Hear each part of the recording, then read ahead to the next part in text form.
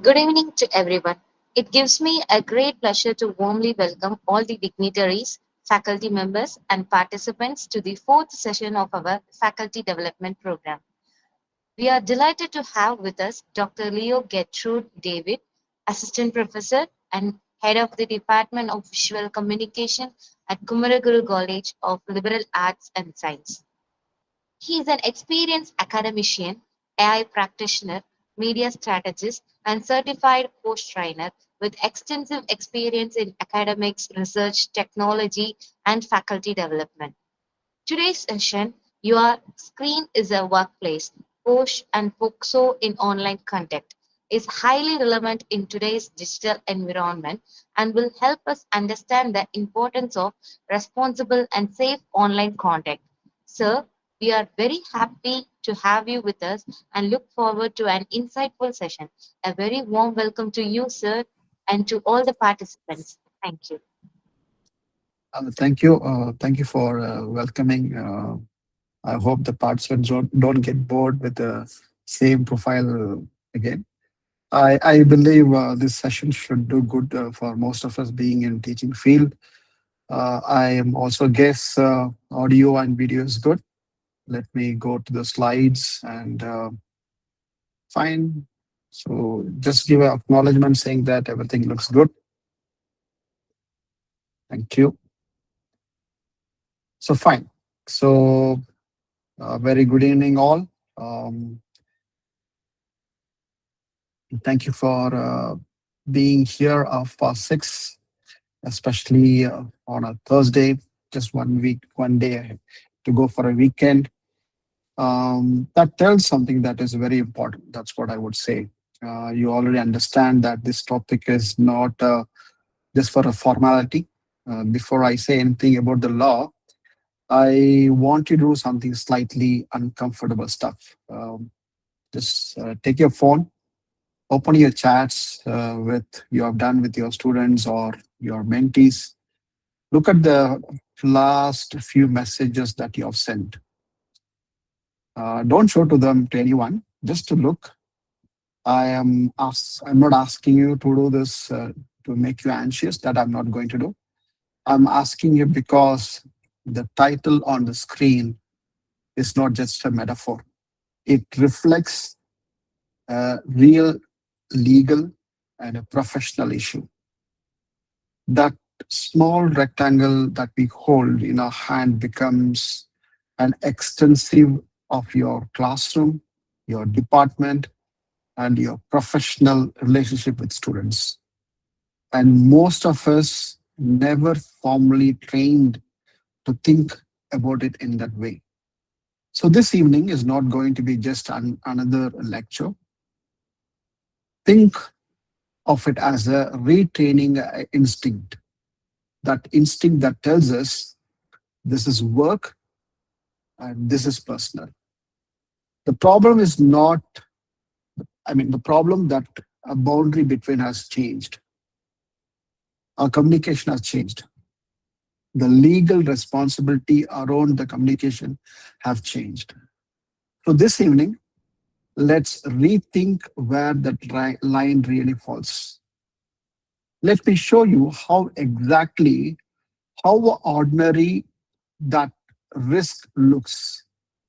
Because nowadays, a crime doesn't come with a well-dressed. Just look the next slide that I'm going to show you. Okay. Look at these three situations on the screen. None of them involves a villain. There is no dramatic misconduct.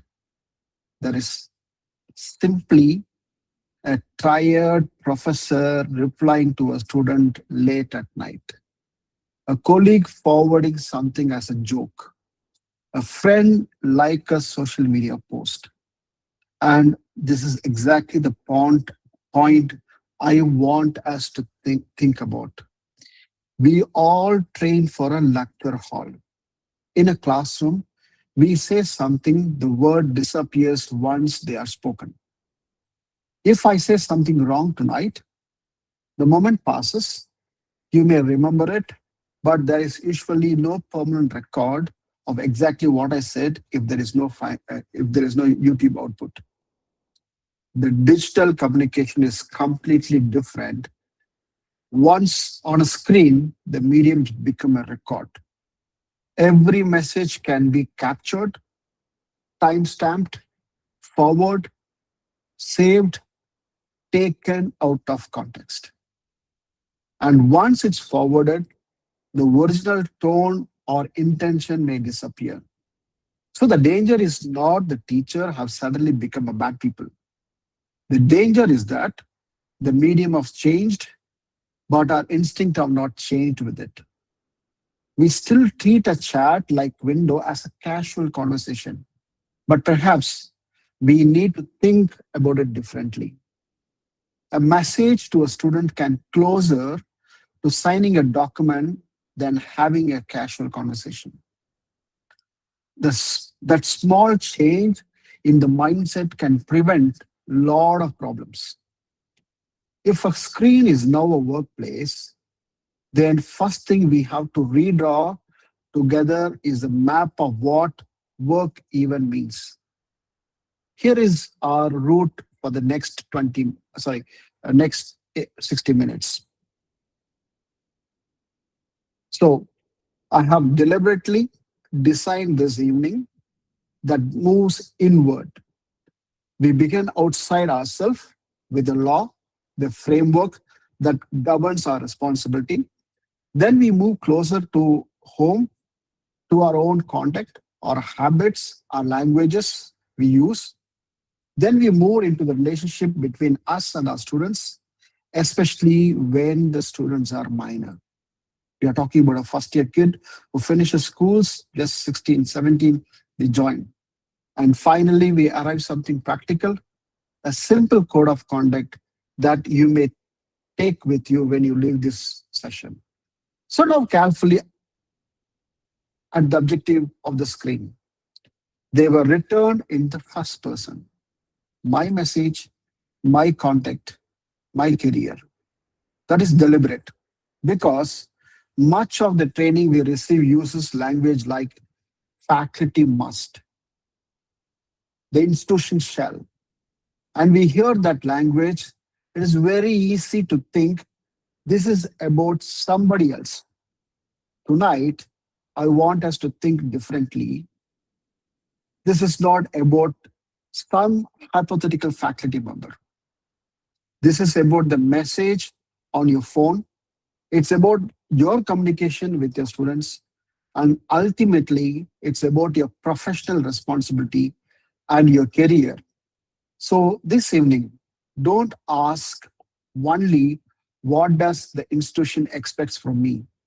Also ask what should I do differently from tomorrow. So let's start on the outside with the law. And very first thing to understand is that we are not dealing with one law here.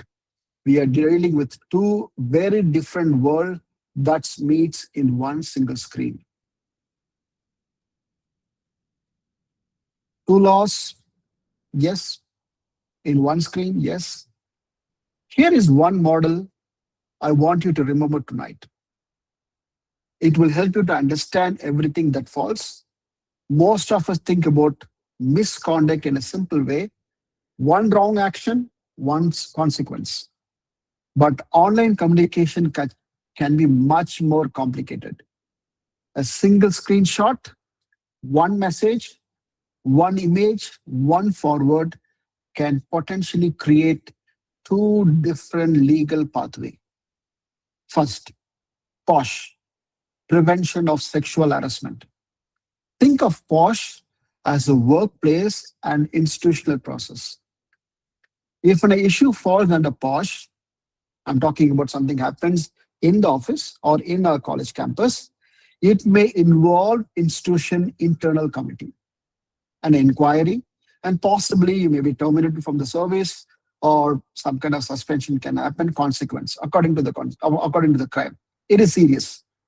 But remember, if it is going to fall under POXO, protection of children from sexual act, POSCO is very different. When the circumstances fall within POCSO, we are dealing with criminal law, not simply institutional disciplinary process that involve police, an FIR, an investigation, and a criminal justice system. The consequence can be extremely serious, including imprisonment where law provides it. Now, here is what make digital communication practically important. Same message, a screenshot can potentially create issues under more than one legal frame, depending upon the facts. So we should never assume it is only just a WhatsApp message. நான் ஒரு சின்ன WhatsApp message அனுப்பிச்சா அதுல என்ன தப்பு இருக்கு? இதை எப்படி நீங்க தப்பா புரிஞ்சுக்கிறீங்க? No. Digital communication doesn't stay safely inside a chat window.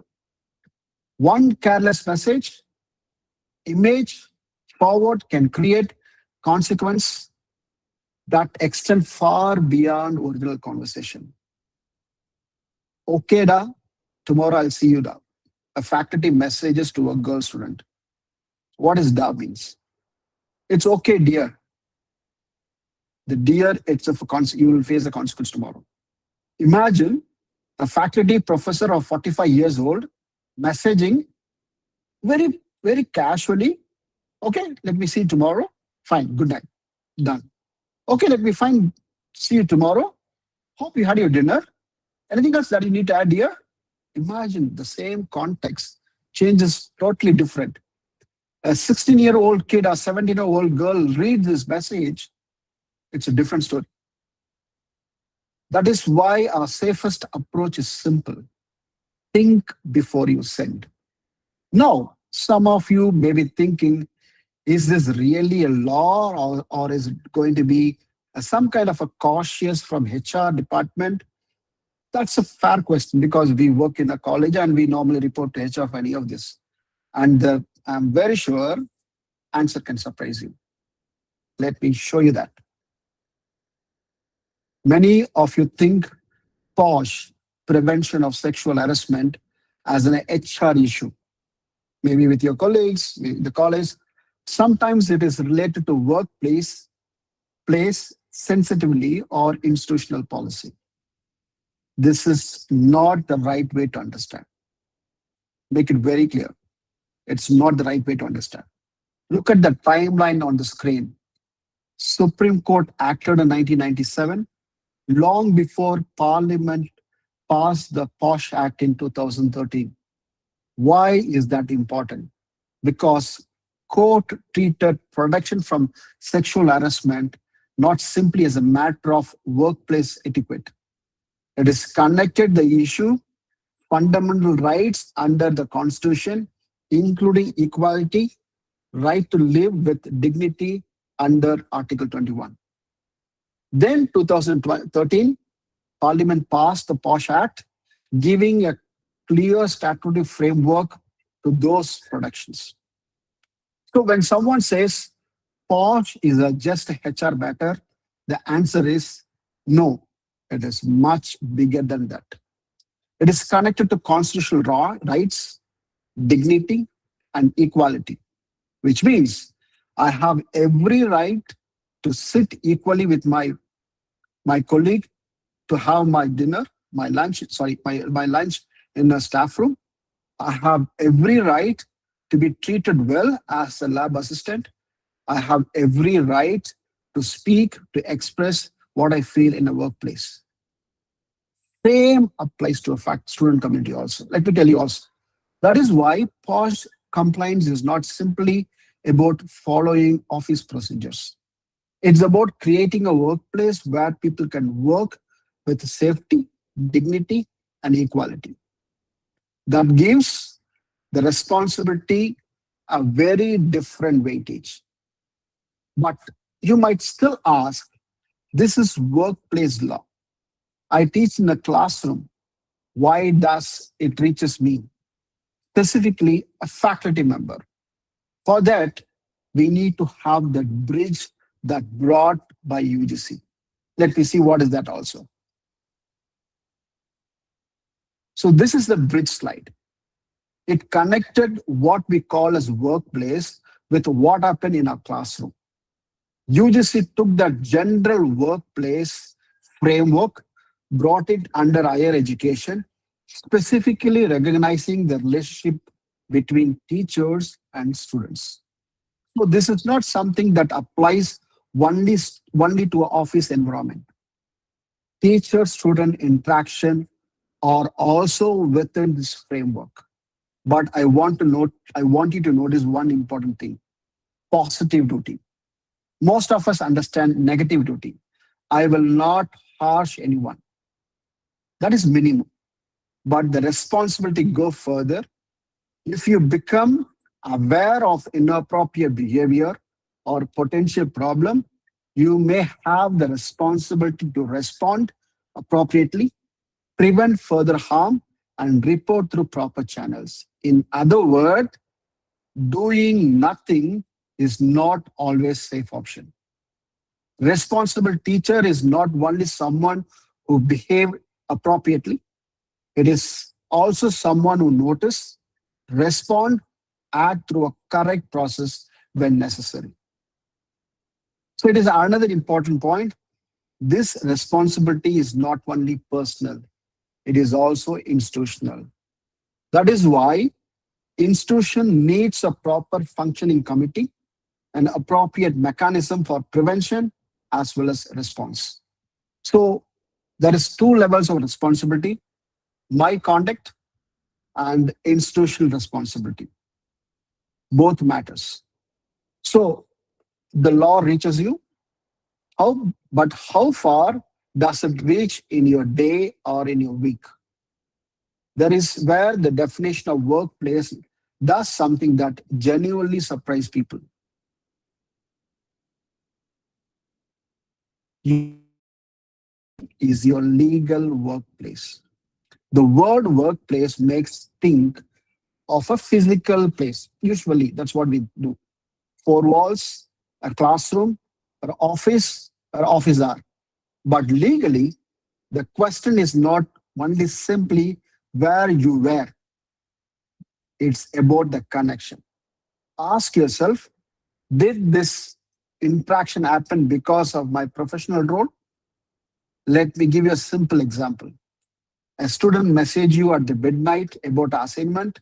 You might think, this is my personal time, this is my personal phone, I'm not in the campus. But the important question is, why this student messaging you in the first place? Why are you the person they are contacting you? Because you are their teacher. That professional relationship is what created the interaction. So the fact that it is midnight or you're using a personal phone does not automatically make interaction completely personal. That is why we need to rethink the idea of after hours, after college hours. Leaving the campus does not automatically mean our professional responsibility disappear. The relationship travel with us. And that is important idea to remember. The workplace is not always a place. Sometimes it is professional relationship. Once we accept screen as a workplace, the next question becomes unavoidable. What exactly counts crossing the line there? The answer is broader and subtler than most people expect. What actually counts? There are two important questions hidden in the definition on this side. I want you to remember these two questions rather than the legal wording. First, was it unwelcome? Second, was it sexual in nature? Now, notice something important. Your intention is not one of those questions. You meant, you had have meant a joke. You may have thought you are being friendly. You may have had no bad intention at all, but the intention does not decide how conduct is understood. This is where my own field, visual communication, becomes very relevant. Look at the small detail in the slide. Non-verbal can also matter. A digital communication, we use emojis, reactions, stickers, GIFs, even punctuation to communicate tone. A wink is not just a small picture in your emoji. A wink, it is a sign. And anyone from the communication studies knows the meaning of a sign is not always controlled by the person who sends it. You may send a wink thinking, I'm just joking, but the student may read differently. Remember the power relationship. This is not a conversation between two friends who are equal.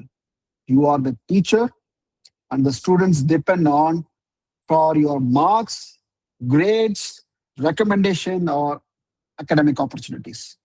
So, in a text based conversation, we lose facial expression, voice, immediate context. We lose it.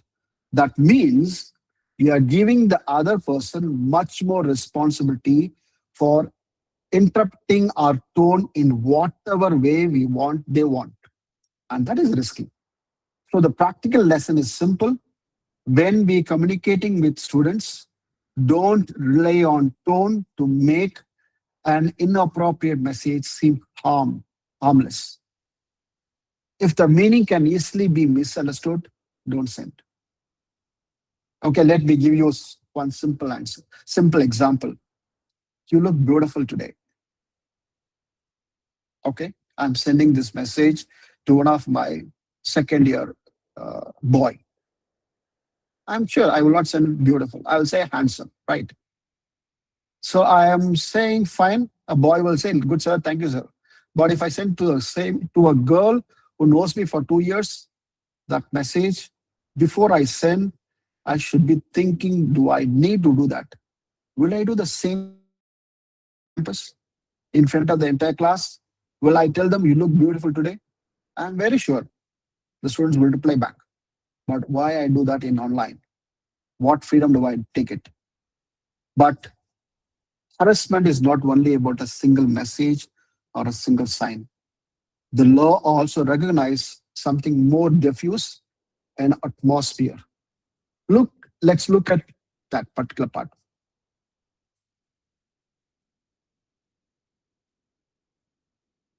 Why situation that is actionable? People often imagine harassment as one dramatic incident, a proposition, a demand, a clearly inappropriate message. Of course, those situation matters, but the framework on the screen is broader than that. You can read by yourself. It looks like an environment we create. This is something faculty can sometimes underestimate. You can create a intimating or humiliating environment without directly targeting one particular student. Imagine a class as a WhatsApp group. A faculty shares a sexual jokes and memes being shared very regularly. Teacher sees them, laughs along with, and simply allow them to continue. Nobody has directly affected or you're targeted a student there. But imagine a student who find those message degrading, uncomfortable, but they cannot leave the group because it's official group. Why they have to face all those? Because the group is connected to their class, they are learning and their academic life. So the problem is no longer just one message sent to one person. It is the atmosphere of the space itself. This is the most professional lesson. Our responsibility is not limited to what we personally send. If we moderate a student communication space, we also take responsibility for environment we allow to develop there. So don't ask only, did I send anything appropriate? Don't ask that. Also ask, what kind of environment am I allowing my students to experience? All of these raise deeper question, where exactly is the line, and what does that line sits different place of the teacher than anyone else. This next idea is the moral central of the whole session, where the line sits and why it moves for a teacher. If you remember just one idea for the first half, let it be this. There are three things that make teacher-student relationship different, and they become more serious when they come together. Impact matters more than intent. You may think, I did not mean anything by it, but your intention does not automatically remove the impact of your behavior. The power is not equal. This is the part people sometimes find it very difficult. When I interact with a student, I'm not simply another person. I may be the person who grades them, who recommends them, who mentor them, influence them. So when a student smiles, agrees, does not object, we cannot automatically interrupt that as a genuine freedom or consent. There is a power difference. That is why the statement, but student never complained, is not a safe defense. That you can always say, I messaged casually, I message. Students never complain. Why you come back to why we have inquiry? But a student may stay silent because they are worried about the consequence of speaking up. So the silence should never be treated as permission. And the third point, digital communication is permanent. Take this very clearly. Digital communication is permanent. People can recover back 15 years old data from a laptop. 15 years old data. In a normal conversation, an awkward moment may disappear. Online, it may not. A message can served, screenshot, forwarded, retrieved after years also. So it may eventually seen by people you never expected to see it. Now put these three together. Your intention does not automatically protect you. Power relationship is unequal. Digital record can remain. That is why professional standard has to be higher for teachers. Not because that is unfair, because our level of responsibility should match the power that we hold. If the power and permanence are forced at work, then the practical question is, where do things actually go wrong? And the answer is rarely where people expect. Digital risk zones in your own content. Before we look at these zones, I want to challenge one comfortable assumption. We often imagine the misconduct begins with a decision to do something wrong. But in many real situations, it does not happen that way. There is no clear decision. It is purely there is a drift. Excuse me. Think about like this. I may start with a completely legitimate academic question. Then I slowly become slightly personal. Then a joke. Then a late night conversation. Then the conversation has nothing to do with academic anymore. Every step may seem very, very small, just a little beyond the previous one. So no alarm goes off. But slowly, the relationship can move into a place that we look back from the outside seems obviously inappropriate. That is what these six zones really showing us. Where does the drift begin? So I'm not going to read every zone to you. Instead, I want to do something most honest. Look at these six zones and ask yourself privately, which one feels closest to me? Not which one I am not guilty of, but where I can feel pull. Do if you don't have to tell anyone, you can just have it for yourself, just have it on your self-reflection. Because knowing your own boundary starts the move is more useful than memorizing the another rule. Awareness of your nearest age is the first step in protecting yourself in and your own student. Drift usually reveals its first in language. So let us look very closely at the words because words on a screen behave very differently from words in a room. I hope I'm making some sense so far. Am I going above your head? Can I have some reaction as far as things goes good? Thank you.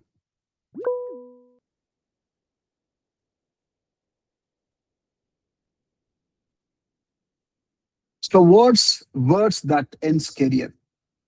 These are the examples difficult to look at, and they are meant to be. But I'm not showing them to shame anyone. I am showing them to teach your practical skill. How to read your own message the way inquiry committee might read them. Here is the important question. When you write a message, you hear it in your own voice. You know your intention. You know you are being friendly. You know the smile on your face when you typed it. But the moment you press send, all of that disappears. The message becomes text. Your tone is gone. Your facial reaction is gone. Your context may have gone. What remains is the actual sentence on the screen. And imagine that sentence being read months later by people who never met you. They don't know what you intend. They only know the message in front of them. A sentence you meant as a harmless compliment, such as, "You looked lovely today," may feel completely different when it's presented as evidence in an inquiry committee. I'm sure everyone agrees for this. You are standing in front of an inquiry committee, you're sitting in front of an inquiry committee with rector, principal, a lot of people over there, external committee, possibly advocate, possibly a police officer, and they are projecting your word of a screenshot. "You look lovely today," you're sending to a colleague, possibly an unmarried colleague, or to a final year student, or to a PG. It can blow you off. You are gone. Your career is gone. Even if you proved innocent, still imagine you may feel completely different when it's present as evidence. So I'm not saying you should never be warm. I'm saying before you send a message, read it as a stranger would. Ask yourself, could someone reasonably interpret this differently from what I intend to? If the answer is yes, rethink the message. Because on a screen, good intention does not travel with words. This is all still fairly abstract. So let's make it real. I'm going to give three situations tonight. I want you to vote either protect or destroy. Here's the first one. Okay, a student message your personal WhatsApp at 11 a.m. about the assignment. You reply, and over 2 weeks, the chat drifts to a personal topic. A few compliments, and late night, "You look nice today." Does it going to protect or is it going to destroy? You can type if you want.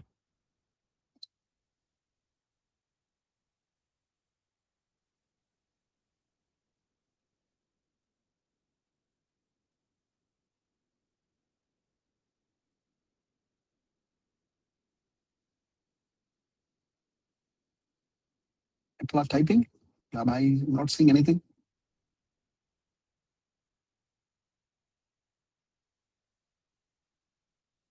Okay.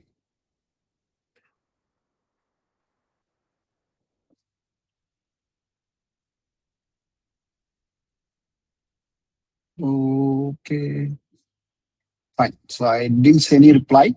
I assume people are following it up. Fine. So the coming back to the questions, now most people look like an incident the moment when something clearly wrong happens. But here is the uncomfortable part. Nothing dramatic happened yet. There is no explicit demand. There is no obvious proposal, no physical misconduct. Yet the situation may already be moving into a danger zone. And why? Because the safeguards are equally disappeared. It is happening on a personal channel, so there is less professional oversight. It is also one to one if there is no immediate witness. It is happening late night, which can shift tone away from your normal academic interaction. And then the conversation move towards personal comment about appearance. No single step necessarily tells the whole story. Architecture of the interaction is the problem. So that gives us a first rule that you carry anywhere. The rule is not simply don't flirt. That is obvious, but it is not enough. The better rule is don't create private, unnecessary, and unprofessional communication channels with students in the first place. If the channel itself creates risk, don't rely only on your self-control inside the channel. Remove the risk by choosing a safer channel. Professional communication could be necessarily transparent, appropriate, and connected to the student's academic needs. Now, suppose a complaint does arise from this situation like this. What actually happens next? Many faculty fear the process precisely because they don't understand it. Let's explain. Let me explain that. So I included this slide deliberately because fear often grows when we don't understand the process. Some faculty imagine internal committee as a kind of secret tribunal designed to punish them. That is not what it is meant to be. It is a due process mechanism, a due process designed to protect both the sides. Just a second. Fine. Look at how the committee is constructed. It has a senior woman as a presiding officer. It includes external member from outside the institution, and at least half of the members must be women. Why this committee is designed that way? Because the process needs independence, balance, and credibility. The external member is particularly important because it brings a perspective from the outside the institution. And there is another important protection, confidentiality. It protects the complaint because it also protects the respondent. If someone is accused and matter has not changed or not been established, their name should not become the subject of gossip across the institution. So I want to leave with a calm message, not a fearful one.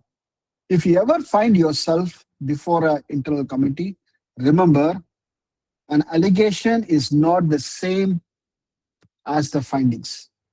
The purpose is to due process to examine the facts fairly before reaching a conclusion. Production matters to everyone involved. Everything so far as assumed are students as adult. Now I'm going to change one single variable, student's age. I want you to watch how the entire legal space transforms.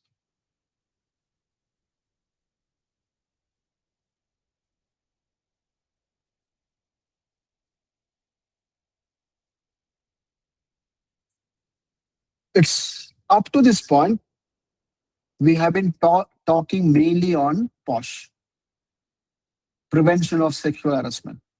It is serious, but it operates primarily through a workplace and institutional framework. Now I want to change one fact. Suppose the student is 17. Legal situation changes significantly. Now we may be dealing with POCSO, Protection of Children from Sexual Offense Act. That means we have a potentially in the world of criminal law with police investigation and serious criminal consequence. And here is what makes this especially important for teachers. We may not always know the student's age.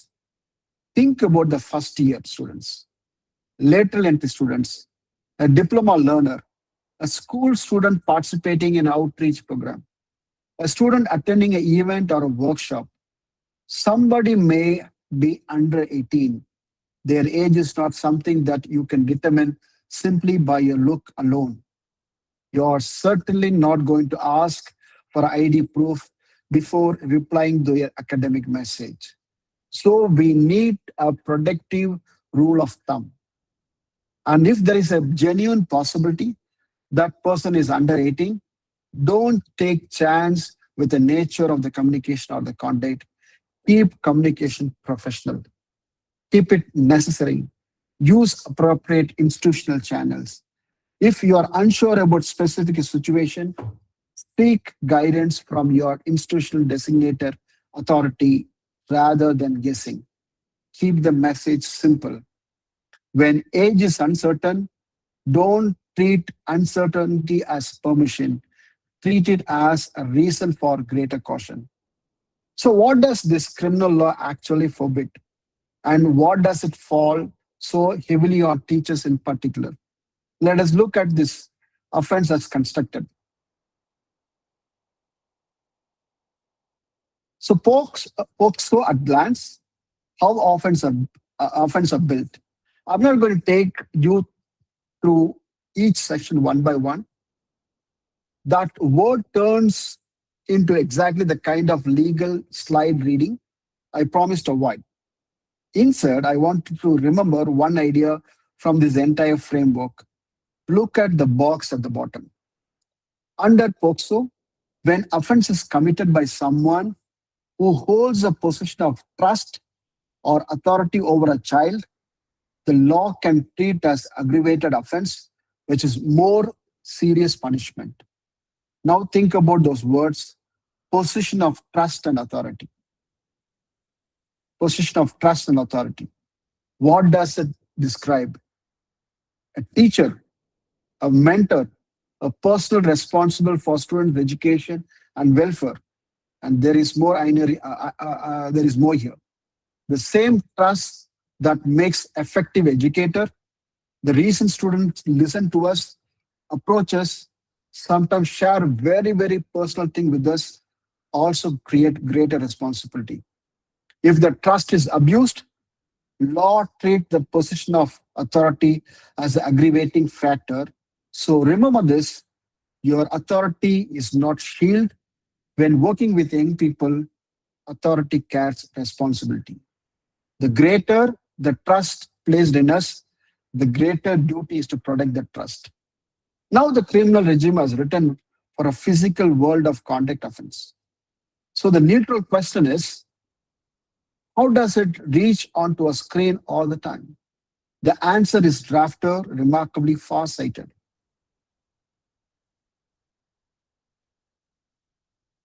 Harassment reaches the screen. I want you to notice one important phrase in the law.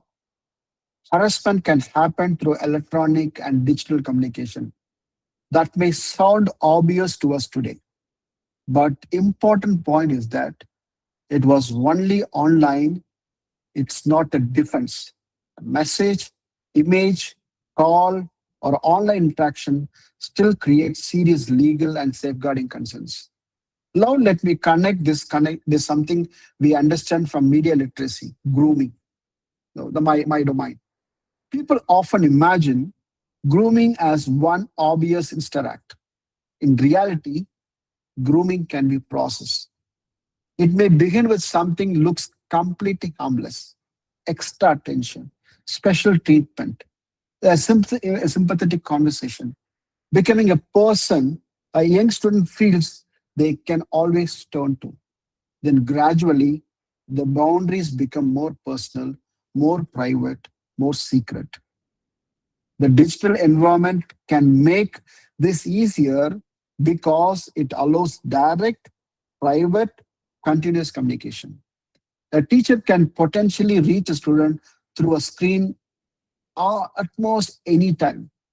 That is why I'm raising this point, not to make any suspicious of any interaction, not to suggest every act of kind is grooming, but because as educator, we are also observers.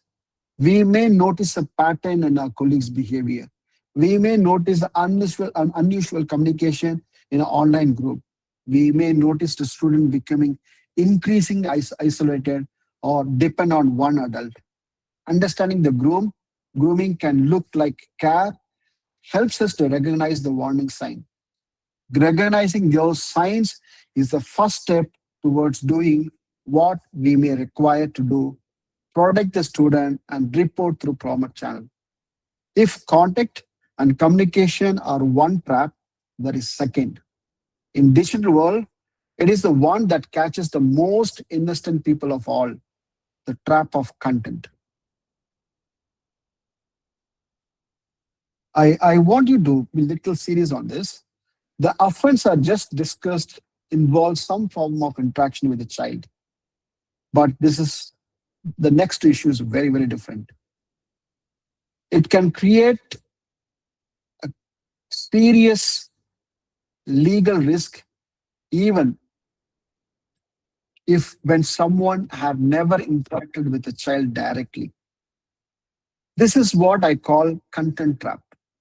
A person most at risk may be simply a careless bystander. Look at the idea in the middle of the slide: possession and a storage. Law can treat a possession of a forbidden child sexual abuse material as offense. Now think about what that means to your phone. You are part of large WhatsApp group. Someone suddenly uploads a file. Depending on your setting, your file automatically download to your device.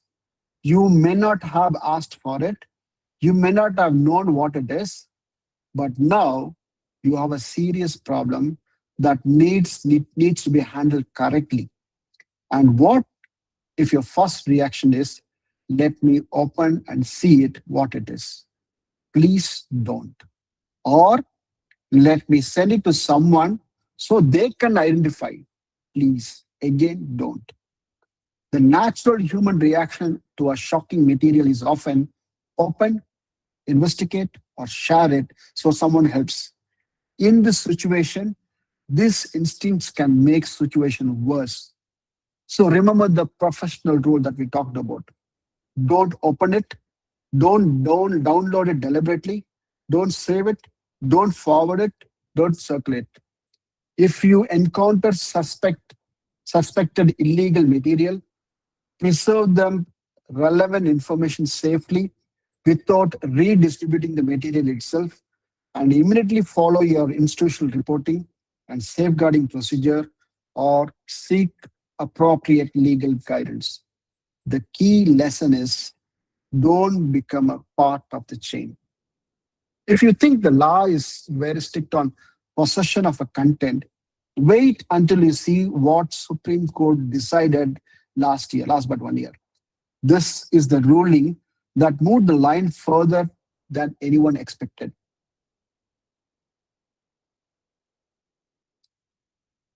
September 2024, Supreme Court judgment is important, but a key qualification is viewing can amount to a constructive possession where the person exercises the required degree of control and knowledge. It is better not to say any accidental viewing automatically equals possession. The constructive possession is the new risk. This is the most important development in this area, and it is very recent. In 2024, Supreme Court addressed a difficult question. What if someone does not download or save the material, but simply access or views it? We are talking about child pornography or any material of that kind. court recognized the idea of constructive possession. In simple term, possession does not allow require a file to be physically stored in your phone. If a person knowingly views a material and has a significant degree of control over it, the law can treat that as a possession. If a person knowingly views the material, ஒரு வீடியோவை நீங்க பார்த்தாலே போதும், it is understood, okay, நீங்க அந்த material வச்சிருக்கீங்கன்னு அர்த்தம். So the word thinking, I did not download, so I'm safe. It is no longer liable anymore. There is another part of this judgment that I want you to notice, especially as a communication professionals. The court said the term child pornography is an inadequate and encouraged use of child sexual exploitive and abuse materials, or CSEAM. What does that particular language matter?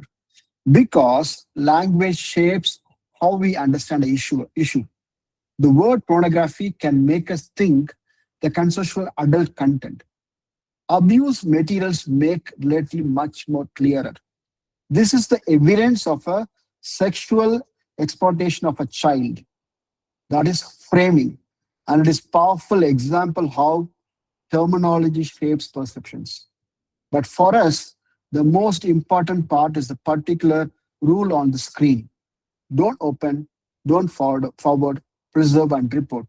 And one more important point is don't immediately delete on your own.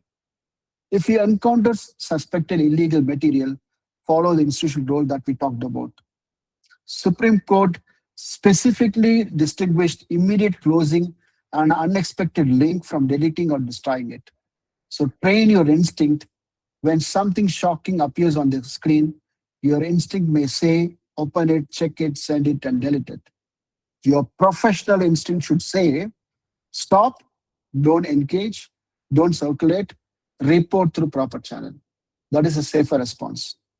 There is one more provision in this criminal regime that no innocent teacher ever expects, and that one is the turns all tonight's talk about records and caution from advice into a necessity, which means we are talking about provision no accused teachers expect. This is for me one of the most important part of the session. So let me explain in a little more detail. Most of us grew up with a basic principle of criminal law. You are presumed innocent till proven guilty. Normally, prosecution carries the burden of proving the case.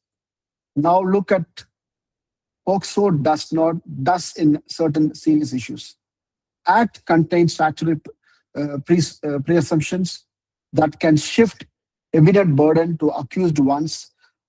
Prosecution establishes the foundation fact required by the law.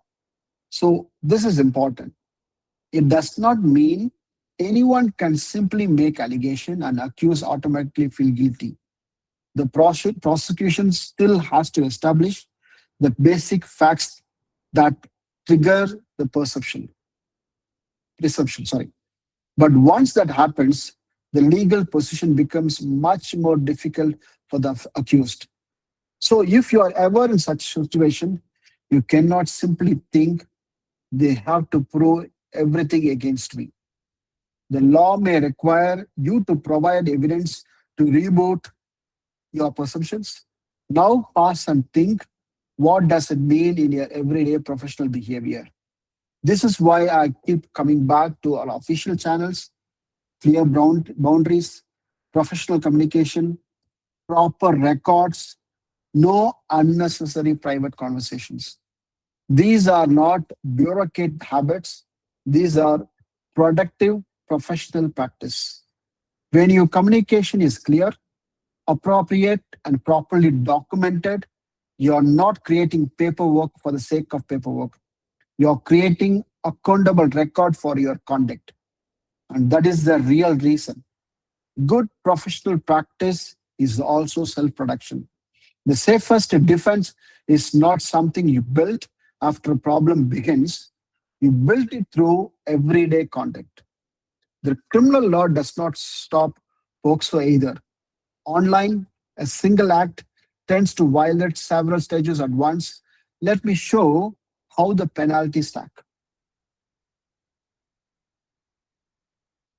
I'm not going to ask you to memorize each member's numbers or penalty figures.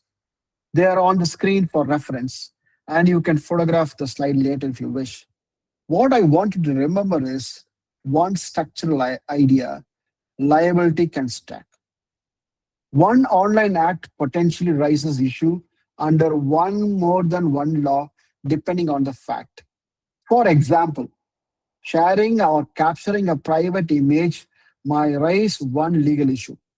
If the material is sexually explicit, additional probation may apply. If the person involved is a child, POXO may also come into picture. So we should never think it is only one message. So I will be dealing with only one offense. Different law can operate along with each other. So look at important words at the bottom of the slide.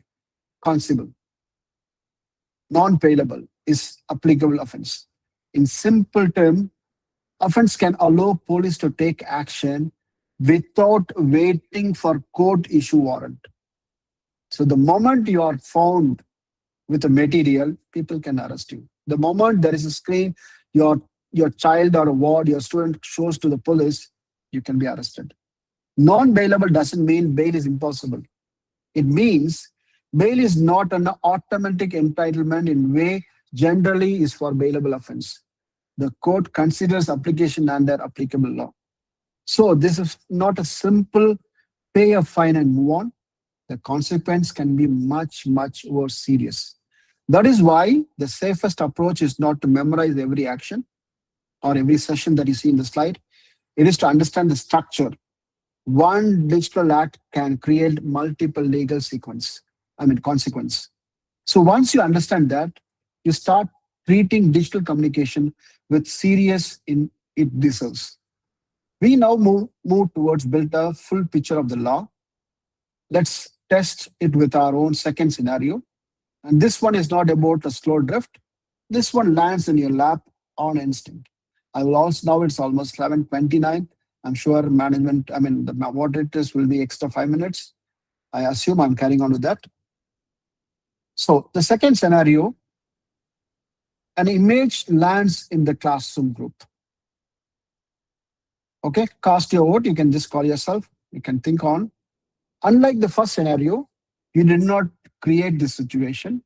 There was no gradual drift. You did not invite. It simply arrived on your phone. And that is what makes this scenario important. Your professional responsibility now depends heavily on what you have to do next. So let's build the correct response together. First, don't engage. Don't forward. Don't deliberately save it. If your phone automatically downloads something, don't open it, examine it, or circulate it. The second step is to report. Don't try to investigate the material by yourself. Follow legally prescribed reporting route and instruction will have a safeguarding procedures. For suspected POXO material, Section 19 creates a reporting obligation in the specific in the circumstance. Official reporting mechanism should be used. Childline 1098 may also relevant for our child protection corners. And the third step, inform your institution. Inform the in a proper way to the institutional authority, including your administration and a safeguarding child protection mechanism if applicable. The important principle is don't handle serious situations alone. Now comes the trap. A decent person first instinct may be delete it quickly. I don't want anything to do with this. Perfectly fine. That's what we usually do. It feels like a self-protection, but that can create another problem. You should not independently destroy or alter potential relevant evidence. You are literally deleted evidence that can be a punishable for someone else. And automatically you are eligible to get the punishment. So stop, preserve appropriately, report, seek guidance. The key lesson in this one is You protect yourself by reporting the problem, not by making the problem disappear. And remember, if you are sure, if you're not sure what to preserve or how to handle the materials, do not experiment. Follow your institutional procedures again, because the law keeps going back to institution. I'll tell you why it's going back to institution and safeguard that one. So let's pause here, understand exactly what the law expects us to do and what it does not expect us to do. So that's what the next slide will be. So this is the slide I want most of the heads of the department, senior faculties of the departments, or if you are leading a department, you should remember. Until now, we mostly talk about what we must not do. This slide is different. This is about something we must actively do. Under POCSO, certain persons who have mandatory duty to report when they know or have reasons to believe that the child has sexually abused. Failure to report can itself attract criminal consequence. Remember, you watched, you saw, you know, you didn't report. You can come under law. You may be arrested too. So there is one important point people often misunderstand. It is not your job to investigate first. You don't need to become a detective. You don't need to collect evidence. You don't need to establish the allegation is definitely true before reporting. If you have a reasonable bias to believe that the child may have subjected to a offense covered under POCSO, report to prescribed channel. Again, the law also provides protection for the person who makes the report in good faith, subjected by the required.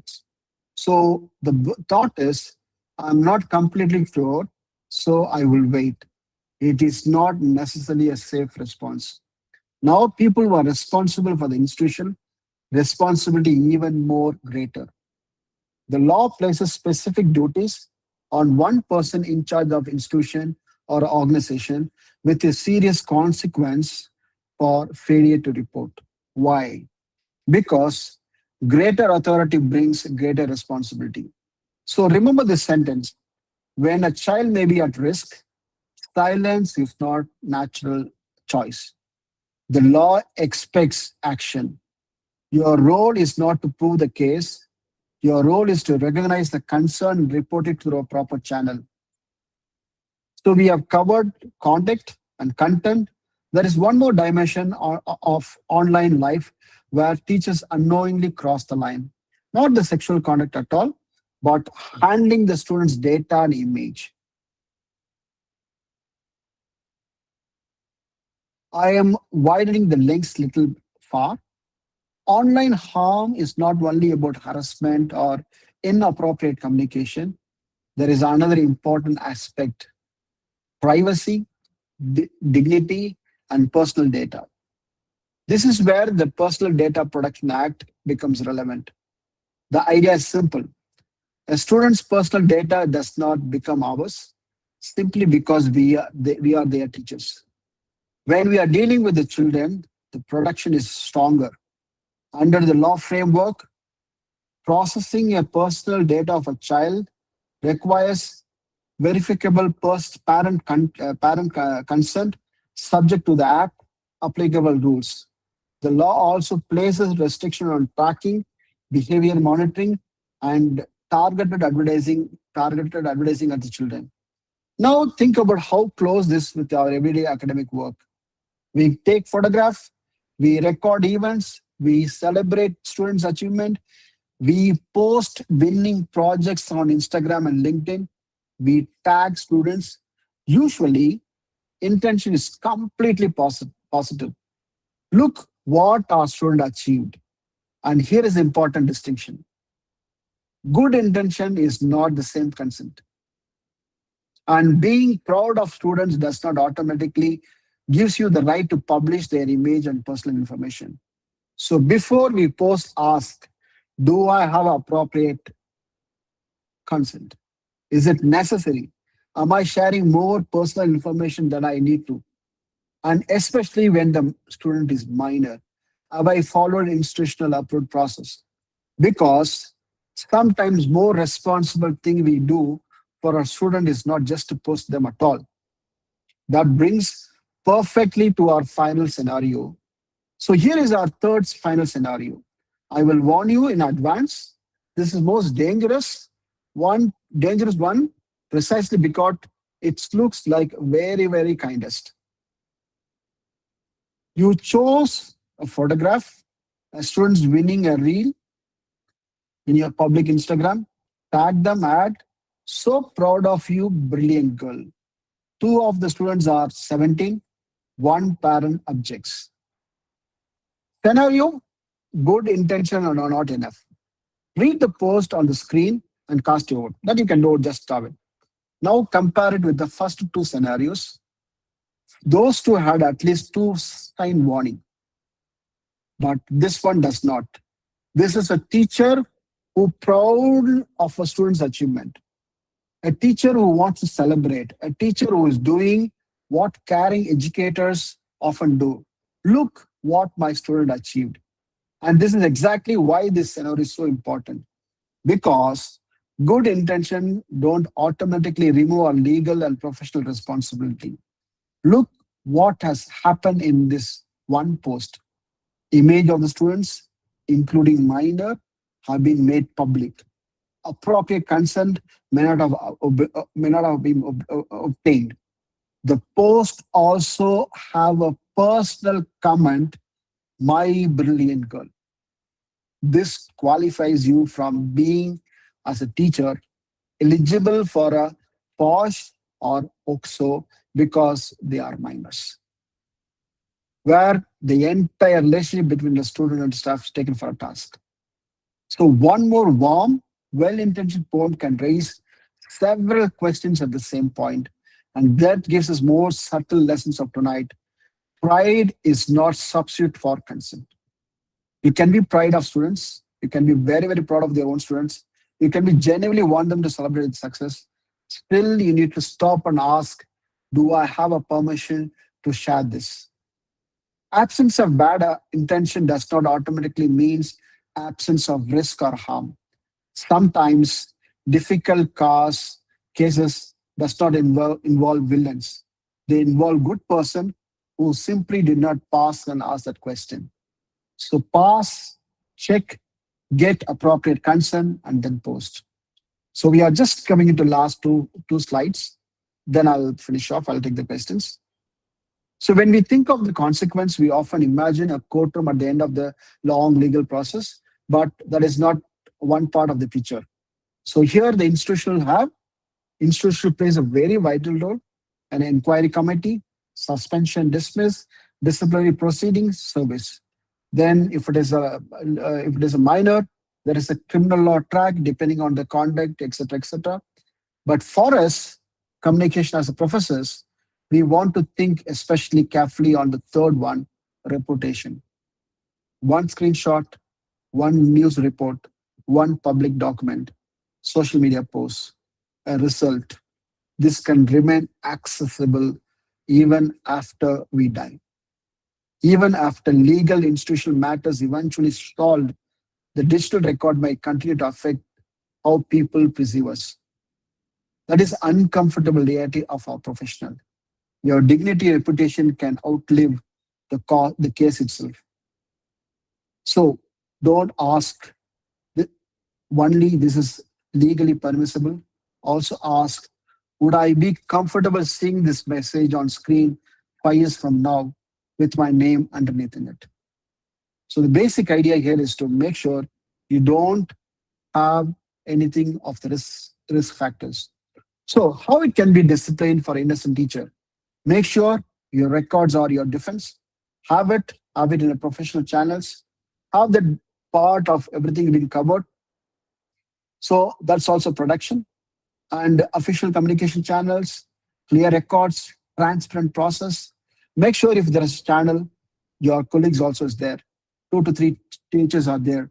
Any conversation that you want to hold with a girl in a college campus, make sure a female is there. Unless if it is very personal, advising, you can, but at the visibility of a female or visibility of a common place. So that's our safest production that we can always hold it. There is, if it is a school, people always say, when a girl want to talk to a male faculty, make sure you are publicly seen or there is a female faculty present. That also applies into the inside the campus of a college. So people who genuinely report harm, people who are entitled to fairness, that is what responsible system should be. Good records or good production for everyone. So few of the do's and don'ts I want you to read through, but make sure you have it as a day-to-day practice. This is designed for a professional freedom. Every do, every don't on the slide has one purpose: to help you be warm, supportive, and approachable teacher without constantly worrying about where the line is. So the key communication, official channels, connect with academic work within reasonable professional hours, visible and accountable, and properly documented. Some changes you don't have to constantly ask yourself, was that message okay? Could someone misread that? What if someone sees it later? So there are things, unnecessary factors that you want to remove, which you can always do. But two things that you need to carry in your pocket for everything that you do. Comfortable, if I could read that one to IC, yes, please go ahead with that. The time on the channel. Am I using WhatsApp, class, channel, class group, or private? Or is it the time? Could it be minor if it is first years? Can I repeat it? All this.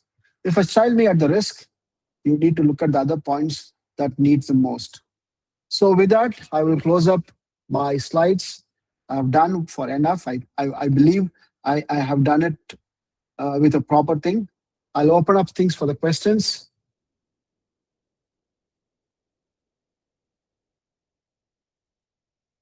Sorry, I took 30 minutes, 43.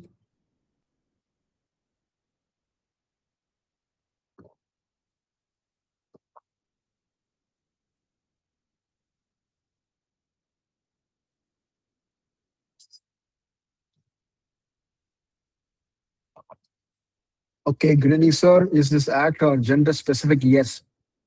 Posh. Okay, I have a lot of questions. I'll take it one by one. So, what if the limitation period for filing a case in India? How many years after incidents can happen legally filed? So, for Posh, uh, for if it is a colleague or if it has happened in the campus, it has to be reported within 3 months.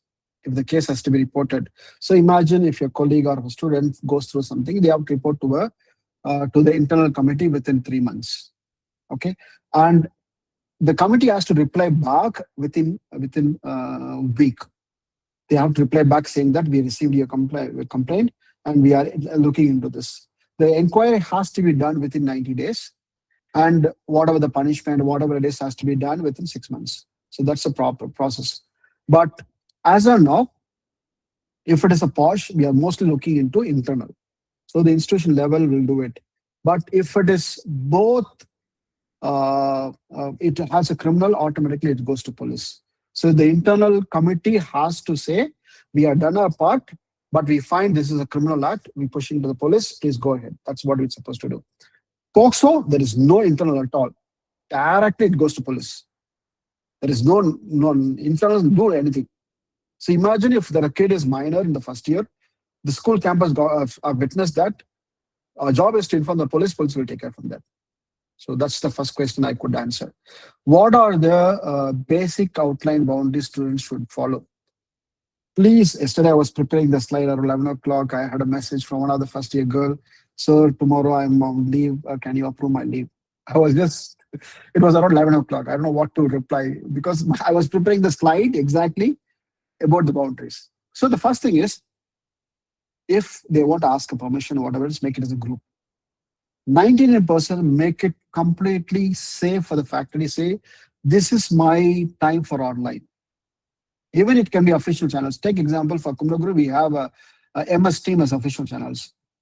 We have a practice. They know I am I am in the campus till 4:20, 4:30. After that, I'm not in the campus. I will reply back to your emails, WhatsApp, approve. I may do till 7:30. That's it. After that, I will not. After that, any of the girls want to apply or do any communication, they have to go through the other department. They don't come to me at all. Because her other department is the female faculty. She will take care. So which means I put my line drawn so they will not approach me. 100% I'm safe. In case if they want to communicate to you, let's make sure official channels. I don't encourage WhatsApp most of the time, especially first years or second years.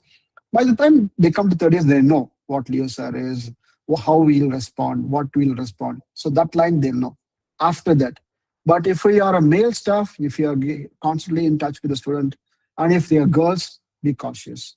Always have a see-through. If anything that you want to have it, make sure your chats are decent, the words are correct, clear, you are in a safer zone. Okay, so I'm sure I've answered the second question. What if you have conflict of interest with the institution? Good. Conflict of interest in the institution at the risk of students? No. Risk of the students always becomes the first priority for the institution. If, take example, if a student goes through a problem, a staff goes through a problem, the institution itself will look into students only, not the staff. So automatically a POSH will or a POXO will come into play, whatever it is. But always remember, in conflict of interest, we usually deal with the management and we talk and solve it. Certain times it's not possible, certain times it can be possible. But here we are talking about the safety of the students, safety of our own colleagues. I want my female staff to work in my staff room very comfortably. They should feel in presence of another department, in presence of Leo, I feel comfortable. That is the environment I created. Pakka. I'm very sure this is not going to be a conflict of interest with my management. Management will feel Viscom department is safe in Kumaraguru. That's what they'll feel. If this is what it is, pakka. Same with student community. But away from that, if there is a conflict of interest, which does not affect physically, mentally, I'm sure that can be sorted and talked about. So is there actor or gender specific? 100%. Posh is mostly on women. Women. Imagine, okay, if Posh, you are raising up the issue with the IC committee, and IC committee seems to be partial, seems to be taking up a side with the management and not taking action. Posh can go into Shebox. You have an online portal called Shebox. You go and complain saying that I complained in the IC committee of this particular place. No action has been taken in spite of my evidence. Please look into this. Done. It can go to a level where the license of the particular institution can be taken off if Shebox finds IC have not taken action. That much severe the rule is. So the IC committee inside the campus has to be powerful enough. Now UGC is making it very, very popular. You know, like every institution have this anti-ragging, anti-drug abuse. We do it very seriously. Same way UGC also recommending making very, very strict. Every staff has to go through POSH training. They should know what are the rules and regulations. They should know POXO. They're making it mandatory so that anybody who works are safe. So that is happening.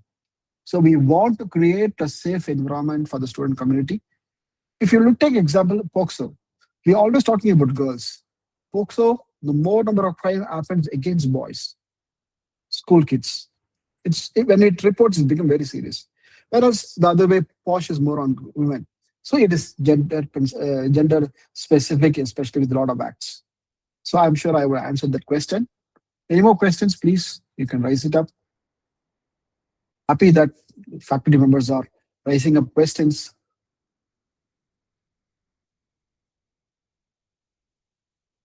What are the consequences for a person who deliberately fails to report it? Okay. If it is POSH, for a POXO, it's very serious. Imagine, okay, I work in a place and I see a minor, one of my colleagues' kid is daily coming to a campus of the school, and he's been physically touched, etc., etc. And I watch that, and I say, okay, the parent will touch. But at a point, I feel it's not a parent touch. My job is to report to 108 or not 1098. If I don't feel, If the case has been reported somewhere, if they find out I'm the one who first saw, I've not reported, the punishment that you saw, 5 year imprisonment, 2 year imprisonment, fine of 5 lakhs, it will apply to me as well as to the culprit who did. That much consequence that particular people will face. Same way, if an institution has failed to protect or failed to do through IC committee for something that happened under POSH, the institution fails. Institution faces consequence. That is why the institutions will have external member. It has to find, it has to do an audit report, it has to file every 3 months, 6 months to collector office that we have made this training program, we have had the audit, there is no POSH case reported, our institution is safe, it has to be done. If it is not done, every year it will come as a 50,000 fine. If the issue become very serious one, it can go to a license cancelling of that particular company. It has happened in corporates actually. So that is one of my primary objective in recent days. I take it as my personal. I go across schools, colleges, conduct training programs for POSH and POXO, make sure the working place is safe, because I work in a safe place. I want my colleagues to work in a safe place. Let me do my best part to conduct that particular awareness as much as I can. And almost a school in Coimbatore, just 2 weeks before I finished, I would say like I am happily did that. So that is where my job of being a faculty who is a trained POSH and POXO, I could do that. I'm happy about it. Sometimes when you do a best part of your life, you feel that happiness. That's what I go through most of the training once I finish, even today.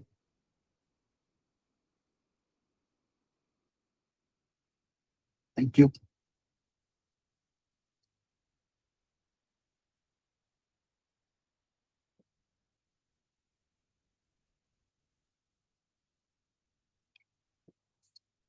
So I guess questions are being stopped. But of course, any training for POSH or POXCO takes minimum of 1 day.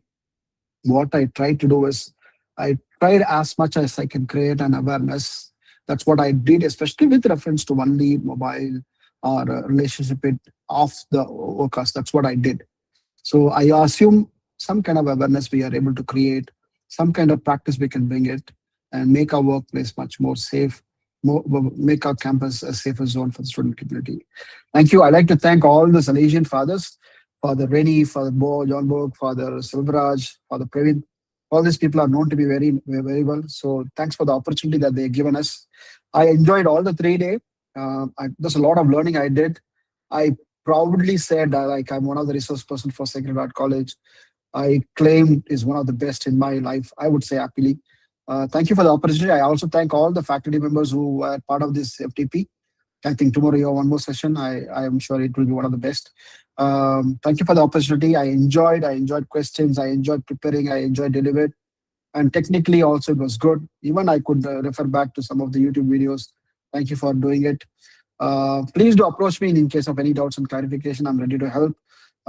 Father can help you through any context if you want. Thank you. As usual, anything for Don Bosco. Thank you. Thank you so much, sir. So, it is my privilege to propose the vote of thanks for today's session. On behalf of the institution and all the participants, I sincerely thank Dr. Leo Gertrude David for saying his valuable knowledge and insights on your screen is a workplace, post, and POXO in online contact. His expertise and experience as an academician and certified post trainer have made today's session truly meaningful. I also extend my sincere thanks to our management, the organizers, and all the faculty members and participants for being part of this FDP session. Once again, thank you, sir, for your valuable time and enlightening session. Thank you, everyone, and have a wonderful day ahead. Thank you. Good night.